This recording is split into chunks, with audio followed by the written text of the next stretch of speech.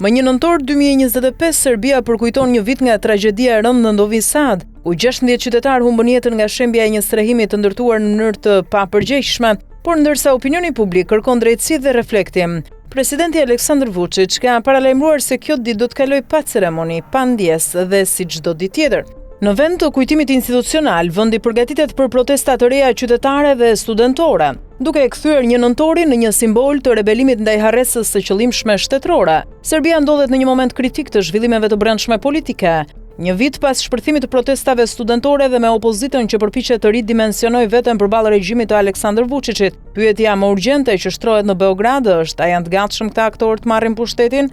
Nëse protesta është shkundja, kush do të jetë truri dhe zemra e ndryshimit? Kjo është dilema e madhe që përball studentët dhe opozitën serbe.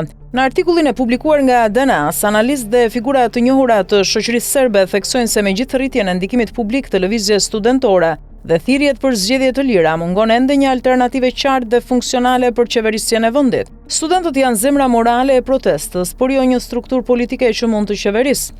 Edhe opozita, megjithse më e organizuar, vuan nga fragmentimi dhe mungesa e një platforme të përbashkët që do të binte qytetarët dhe faktorin ndërkombëtar për kapacitetin e saj për të qeverisur. Analisti Dragomir Andelković thekson se nuk jemi në një moment revolucionar të tipit dita D ku pushteti bie brenda natës, ndërsa drejtori i CESID, Bojan Klaçar, vëren se ndërkombëtarët nuk do të marrin seriozisht një forcë politike të re, pa e ditur se kush qëndron pas saj dhe çfarë plani ka për shtetin. Profesori Jovo Bakić, një kritik i hapur i regjimit aktual, e përmbledh shkurt: pa një koalicion të gjerë opozitar që përfshin studentët dhe elitën politike, ndryshimi do të mbetet vetëm një slogan. Kjo dinamika do me thënie të thellë edhe për Kosovën dhe Shqipërinë. Një Serbi që kalon në tranzicion të pasigurt mund të jetë burim tensioni në rajon, por edhe një mundësi për rivendosje të politikave konstruktive nëse opozita e re është pragmatike.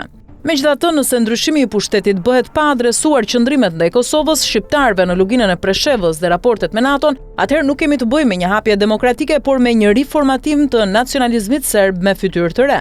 Për Tiranën dhe Prishtinën, kjo është një thirrje për të përforcuar diplomacinë rajonale dhe për të ndërtuar lidhje me aktorët progresist brenda shoqërisë serbe.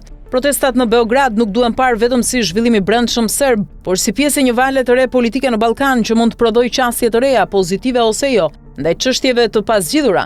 Shembulli serb është gjithashtu një kujtesë për vetë shqiptarët. Protesta pa platformë sjell vetëm valë emocionale, jo ndryshim sistemik. Ndryshimi kërkon organizim, ide dhe lidership të përgjegjshëm. Serbia është sot në një udhkryq dhe bashkë me të edhe rajoni. Nëse nuk dim çfarë duam pas Vučićit, nuk ka rëndësi se a e rrëzojmë dot.